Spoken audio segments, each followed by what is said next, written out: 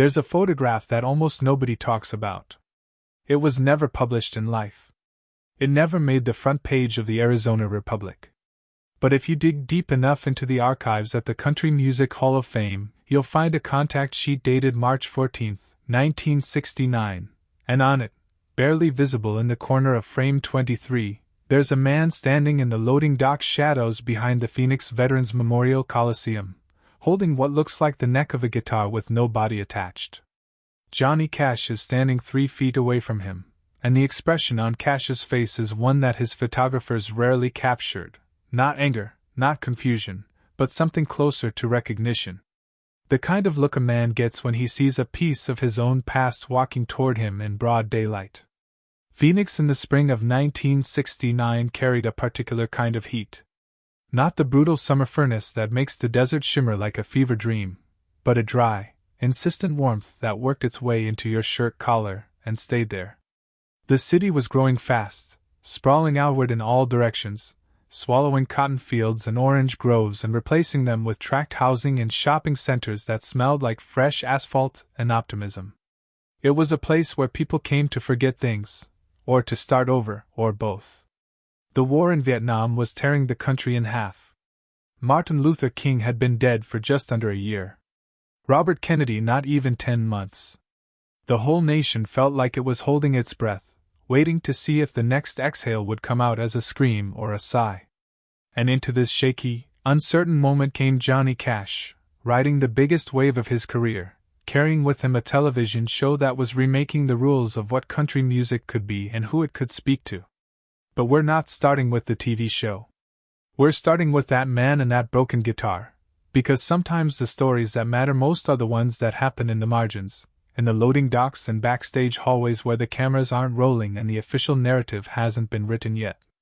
The man's name, according to a single notation in Cash's tour manager's daybook, was either Thomas Kellan or Thomas Kellan. The handwriting isn't clear, and no one who was there that day is alive now to confirm it. What we do know is that he'd been waiting outside the Coliseum since before dawn, sitting on the curb with that broken guitar across his knees, and that when Cash's bus pulled up at 9:15 in the morning, the man stood and walked directly toward it as if he'd been summoned. Now you have to understand what Johnny Cash meant in March of 1969. He wasn't just famous. He wasn't just successful. He was something closer to a walking contradiction that the American public couldn't stop watching. He'd been to hell, pharmaceutically speaking, and climbed back out. He'd recorded an album at Folsom Prison the year before that turned convicts into human beings and made the country reconsider what redemption could sound like. His television show was about to debut that summer, and the format was revolutionary not because it was flashy or experimental, but because it was simple and true.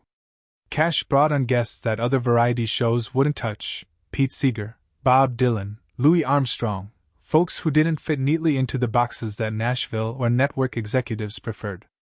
The show was being filmed in pieces throughout that spring, and Phoenix was one of several cities where Cash performed live concerts between taping sessions, keeping his road edge sharp while the television machinery rolled forward. There was something about Cash in those years that made people want to tell him things. Strangers would approach him in airports, in diners, outside stage doors, and they'd unload stories they'd never told anyone else. Part of it was his voice, that deep, steady baritone that sounded like it came from the center of the earth. Part of it was his face, which had seen enough trouble to make judgment seem pointless. And part of it was something less definable, a quality that people in that era called authenticity, though the word was just starting to get overused. Cash had done time in jail, not much, but enough to know what the inside of a cell smelled like. He'd been addicted to pills and lied to people he loved and crashed cars and shown up late, or not at all. He'd failed in ways that were public and messy, and then he'd stopped failing, or at least he'd stopped failing in the same ways, and people sensed that in him. They sensed that he wouldn't turn away.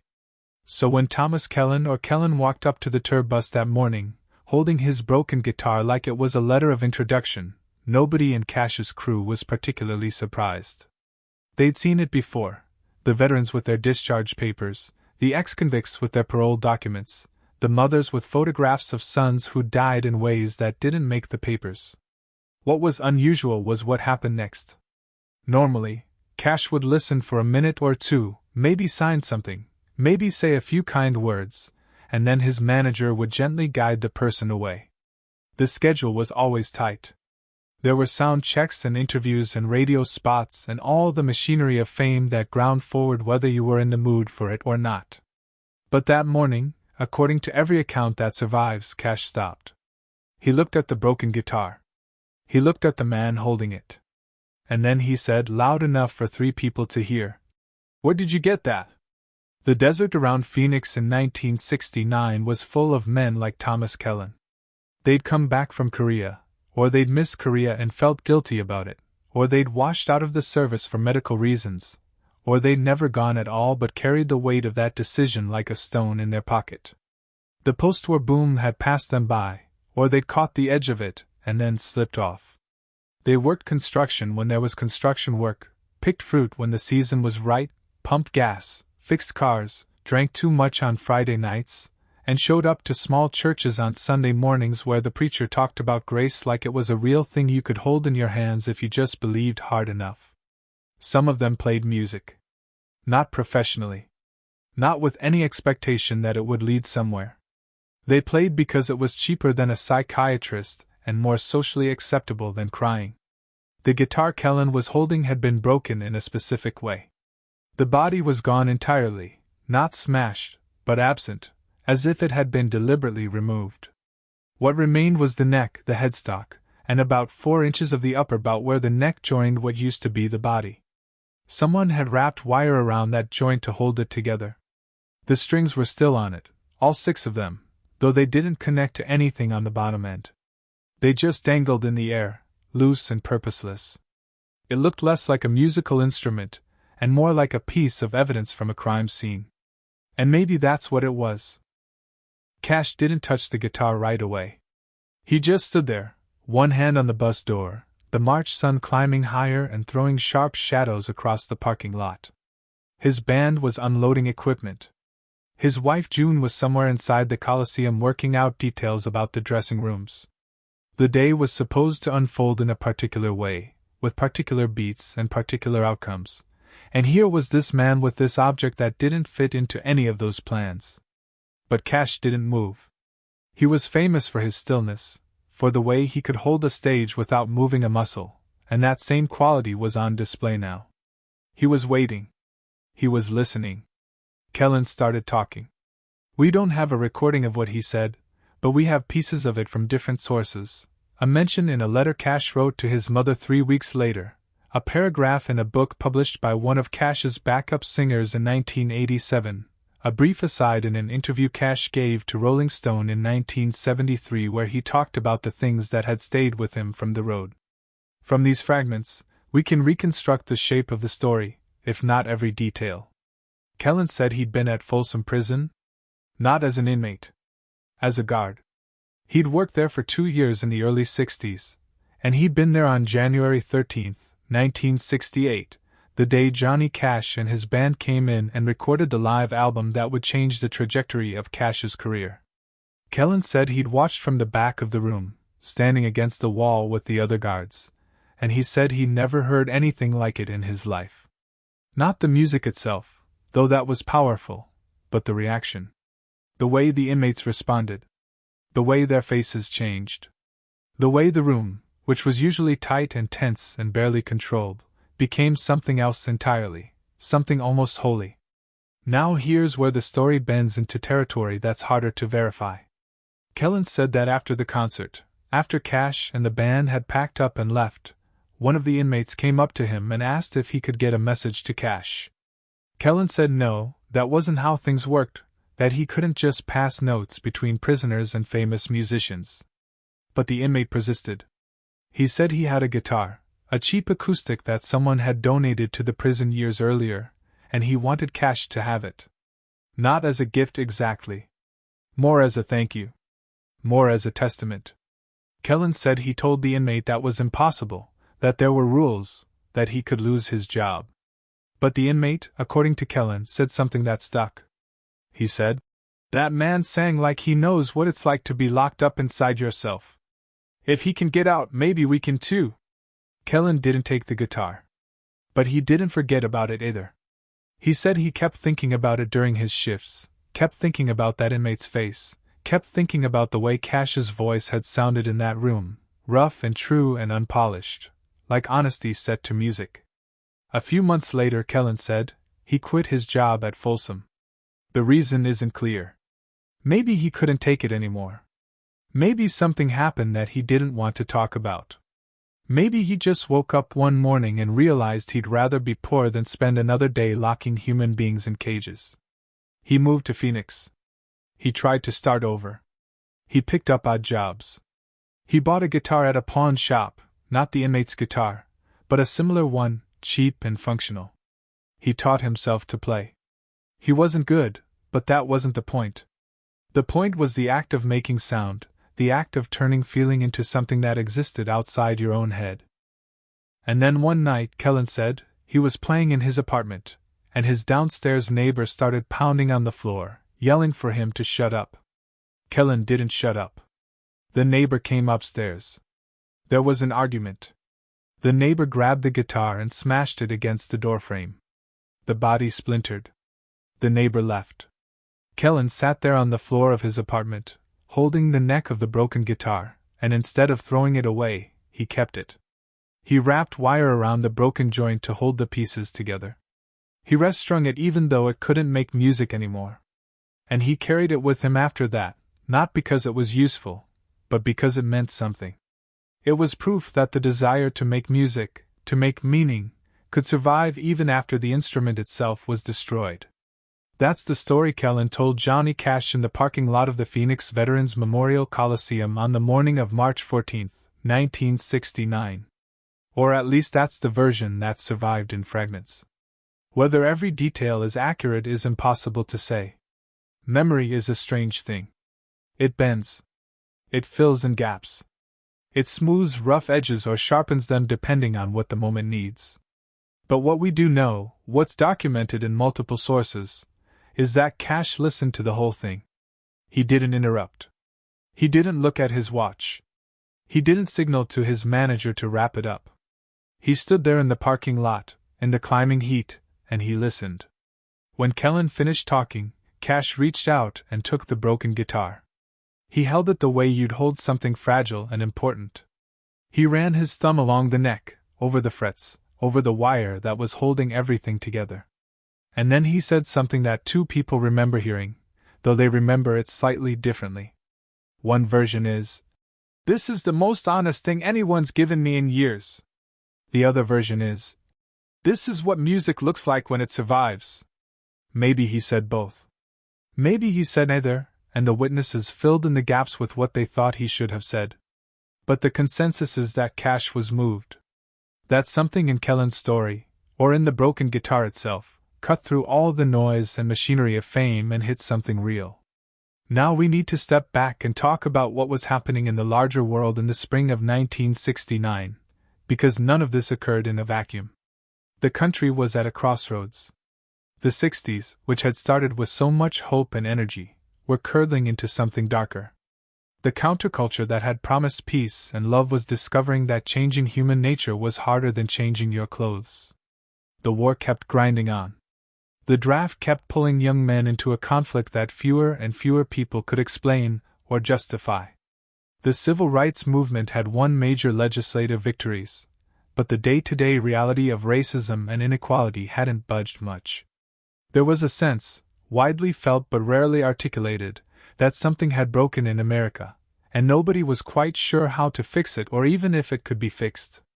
Johnny Cash was navigating this landscape in his own way. He wasn't a politician. He wasn't an activist in the traditional sense. But he had a moral clarity that came through in his music and in the choices he made about who to stand with. He played for prisoners because he believed they were human beings who deserved to be seen.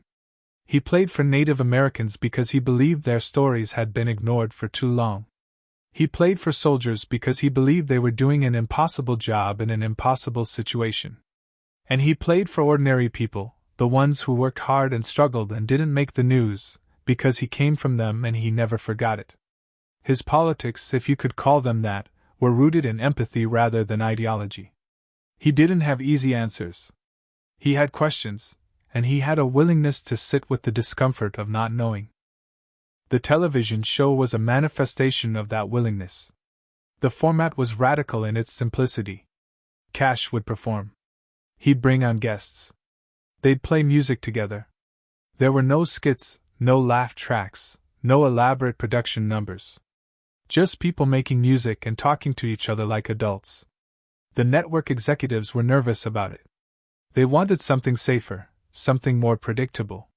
But Cash had leverage because of Folsom, because of his comeback, because he was suddenly the biggest thing in country music and crossing over into pop in ways that Nashville hadn't seen before. So they gave him creative control, and he used it to build something that felt real in a television landscape that was increasingly plastic and manufactured. The Phoenix concert that night was one of the early tests of whether the live show could match the television vision. The Veterans Memorial Coliseum was packed, over 10,000 people, a mix of ages and backgrounds that would have been unusual for a country concert even 5 years earlier. There were older folks who'd grown up with Hank Williams and Ernest Tubb. There were younger people who'd discovered Cash through Bob Dylan or through the Prison album. There were veterans still in uniform, home on leave or just home. There were families. There were longhairs who looked out of place but weren't. Cash's music had become a meeting ground, a place where different versions of America could sit in the same room without tearing each other apart. The show started the way Cash's shows always started in that period, with the band launching into Folsom Prison Blues, and Cash walking out in his black suit, and the crowd roaring because they knew what they were about to get. But something was different that night. People who were there mentioned it later. Cash seemed distracted, or not distracted exactly, but somewhere else. Between songs, he'd pause longer than usual. He'd look out at the crowd like he was searching for someone. At one point, about halfway through the set, he stopped entirely and just stood there at the microphone, not saying anything, until the crowd went quiet. And then he said, and this is documented because a fan recorded part of the concert on a portable tape machine, "I met a man today who reminded me why we do this. Not for the money. Not for the applause. We do it because sometimes a song is the only proof that you're still alive." The crowd didn't know what he was talking about. They applauded anyway, because that's what you do. But the band knew. June knew. The crew knew. Something had happened that morning, something that had gotten under Cash's skin and stayed there. After the show, back at the hotel, Cash reportedly sat up until 3 in the morning with the broken guitar, turning it over in his hands, running his fingers along the wire, trying to make sense of what it meant. His bass player, Marshall Grant, said later that Cash kept asking the same question over and over. How do you hold on to something when all the pieces are gone? It's a question that could apply to a guitar. It could apply to a country.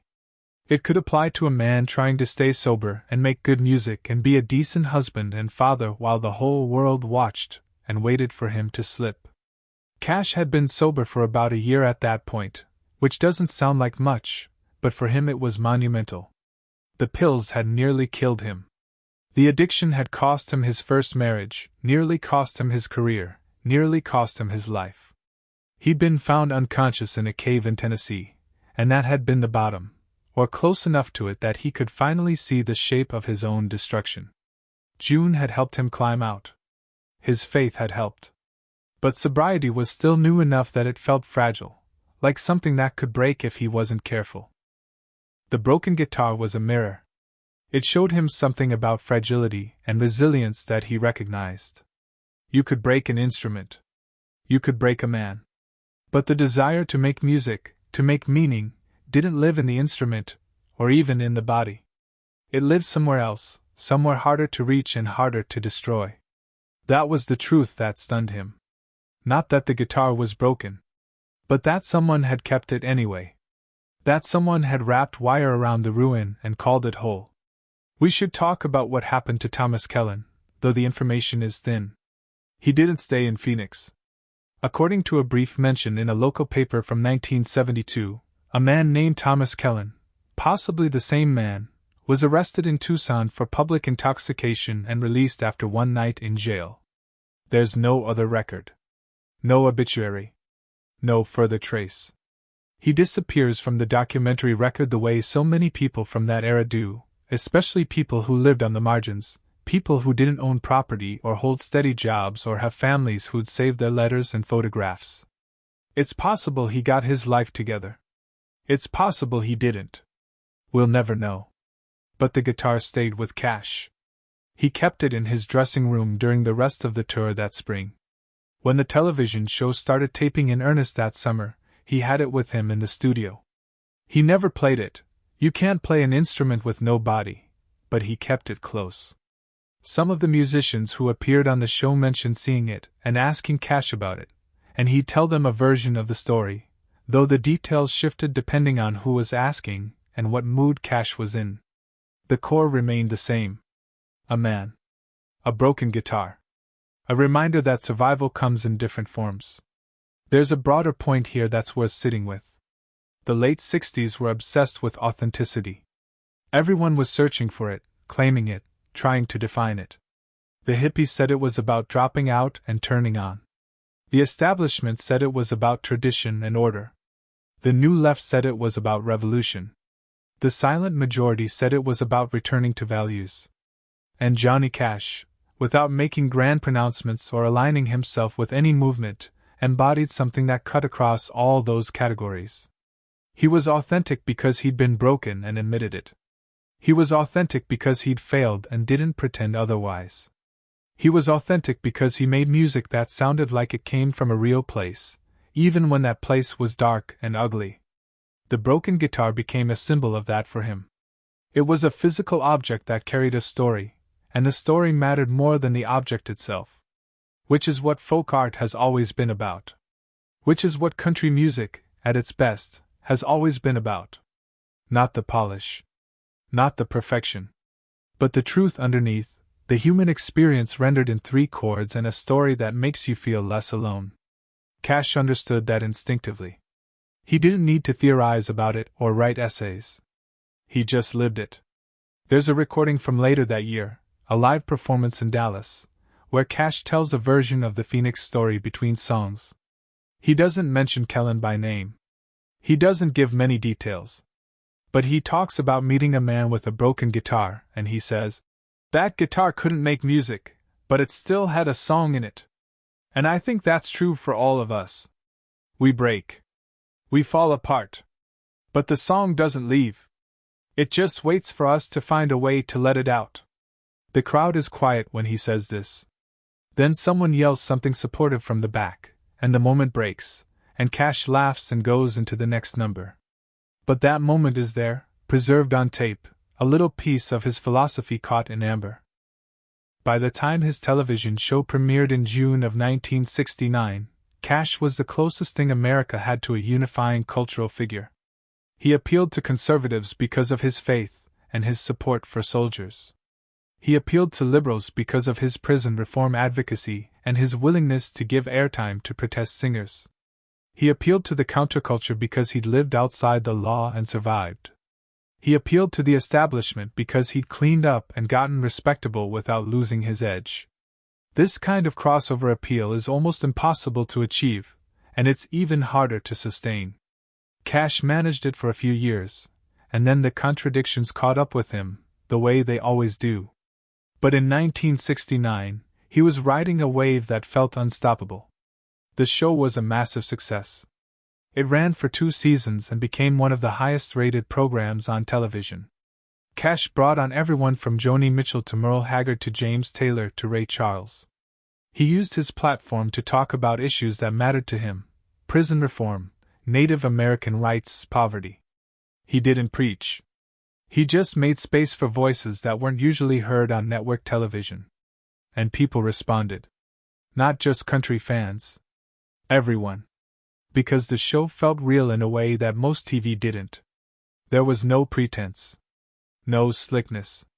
Just music and conversation and a sense that the host actually cared about what he was doing. But underneath the success, Cash was still wrestling with the same demons he'd always wrestled with.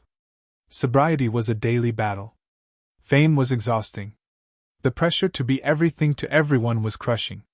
And there were moments, according to people close to him, when he'd retreat into himself, when the weight of it all would become too much and he'd need to disappear for a few hours or a few days just to remember who he was. The broken guitar was a talisman during those times. A reminder that survival doesn't mean being unbroken. It means finding a way to hold the pieces together, even when the wire is showing, even when the music isn't perfect. You have to wonder what Thomas Kellan thought when the television show premiered. Did he watch it? Did he see Cash on screen, larger than life, and think about that morning in Phoenix? Did he tell anyone about their conversation, or did he keep it to himself, a private moment that didn't need to be shared? There's no way to know.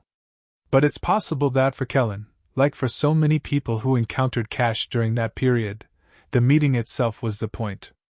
Not what came after. Not recognition or fame by association. Just the experience of being seen by someone who didn't have to see you, of being listened to when the world had mostly stopped listening. The arc of Johnny Cash's career after 1969 is well documented. The television show ended in 1971. The hits kept coming for a while, and then they slowed down.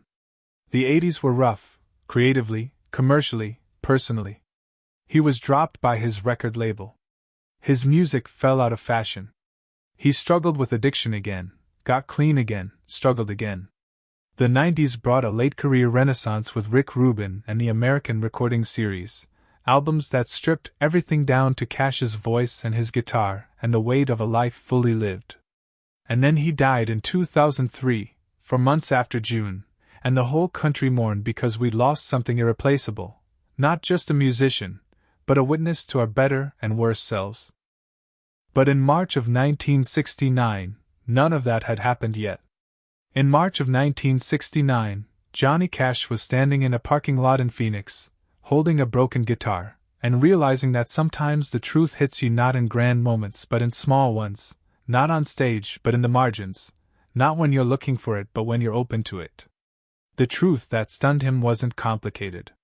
It wasn't mystical.